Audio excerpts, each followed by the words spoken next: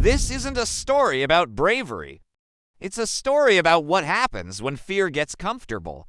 Imagine this: two armies sitting across from each other in a valley that has learned the shape of waiting. The air is tense, not with the thrill of anticipation, but with the heavy weight of avoidance. Everyone is present, but no one is moving. The army of Israel stands there, armed and silent, convincing themselves that their restraint is wisdom, that their patience is some grand strategy. They tell themselves that somehow tomorrow will magically solve the problem that today refuses to face. Across the valley, the Philistines are almost relaxed. They know how this ends. They've seen this pattern play out before. They're just waiting for the inevitable. And then there's Goliath. He's not a monster. He's not a legend from a storybook. He's just a man who understands power. He enjoys the way it bends people before they ever even get close to him. He steps forward every single day, his armor heavy, his voice calm, measured, practiced. He doesn't shout because he doesn't need to. His presence does all the work for him. Send someone, he says. Let's stop pretending. There's no rage in his voice, no urgency. Just certainty. It's the calm confidence of someone who knows he holds all the cards. The army of Israel hears him every single time. They just don't respond, because courage is expensive and fear is a debt that's already been paid in full. Days pass, then weeks. The silence hardens. What started as tension slowly, insidiously becomes routine. The soldiers wake up, they hear the challenge, they do nothing, they go to sleep. The idea of resistance, which might have flickered in their minds at the beginning, now feels completely unrealistic. The new normal has set in, fear has become the status quo. Then, David arrives. He's not a challenger. He's not a hero riding in to save the day. He's just a messenger, a delivery boy with food for his brothers. He has dust on his feet and eyes that haven't yet learned to look away from uncomfortable truths. He hears Goliath speak just once and something doesn't sit right with him. It's not the man's size. It's not the threat itself. It's the acceptance. David looks around and sees that everyone has already agreed on the ending of this story before it has even been written. So he starts asking questions, quiet ones, uncomfortable ones. The kind of questions that don't sound rebellious, just logical. Why is this allowed? Why is this one man setting the terms for two entire armies? When did fear become our official policy? His older brothers shut him down immediately. Not because he's wrong. They shut him down because he's disruptive. Confidence without rank is irritating to those who have it. Perspective without permission is dangerous to the established order. They tell him to go home, to get back to his sheep, to stay where he belongs. But the thing is, David doesn't belong to this fear yet. It hasn't infected him. Word travels. Curiosity always does. Whispers of the shepherd boy asking awkward questions make their way up the chain of command. Soon, David finds himself standing before King Saul, a king whose authority looks intact on the surface, but feels hollow underneath. Saul studies David carefully. This isn't a moment of hope for him. It's an assessment. It's desperation disguised as leadership. He's weighing his options, and this boy's the only new one to come along in weeks. David doesn't promise victory.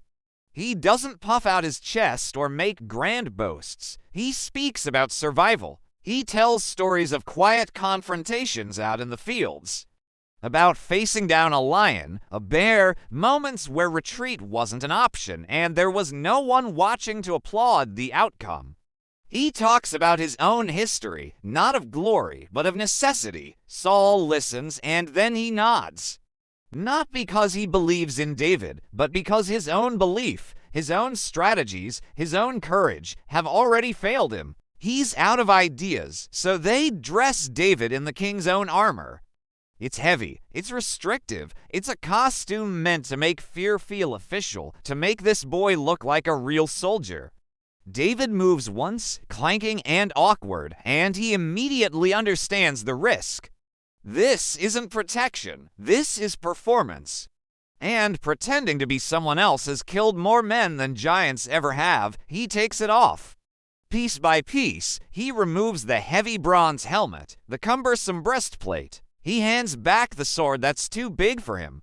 He refuses to wear the uniform of their fear.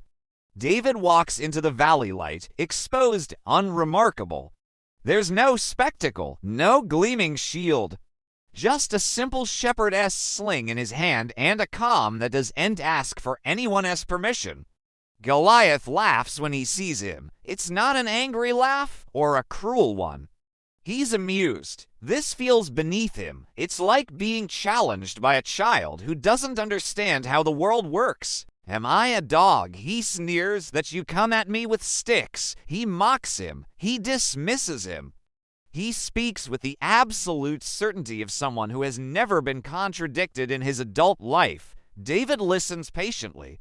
He lets the insults land and fade. Then he responds. Not loudly, not emotionally, but with a different kind of certainty. A certainty that lands heavier than shouting ever could. You come against me with sword and spear and javelin. David says, but I come against you in the name of the Lord Almighty, the God of the armies of Israel, whom you have defied. He moves forward. Not impulsively, not hesitantly, just decisively. One stone is placed in the sling, one smooth, practiced motion. One moment that interrupts the pattern that has held two armies hostage for 40 days. One certainty is about to collapse. The stone leaves the sling, a blur in the air. The sound of the giant hitting the ground is dull, final, unceremonious. It's not the crash of a titan. It's the thud of a man falling. A profound silence spreads through the valley. There are no cheers. No immediate reaction from either side. Just shock. The kind of shock that takes a second to register because it was never, ever supposed to happen. It was outside the realm of possibility. Then everything breaks. The spell is shattered. The reality that everyone had feared, the outcome everyone had accepted, dissolves in seconds. The Philistines, who just a moment ago were relaxed and confident, turn and run. Their invincibility has vanished. The army of Israel surges forward, not bravely at first, but urgently as if they're afraid the moment might undo itself if they hesitate. And in the middle of it all, David stands still. Because for him, this was never about proving his own strength. It was about refusing to live inside an ending he didn't agree to. And just like that, the story changes, not because a giant fell, but because fear lost its authority. The real lesson here isn't about the size of our giants. It's about the size of the fear we allow them to create. It's about recognizing the patterns of avoidance in our own lives, the routines of fear we get comfortable with. It's about the courage to ask a simple, disruptive question. Why is this allowed? Sometimes changing the world, or just your own corner of it, doesn't start with a sword or a shield.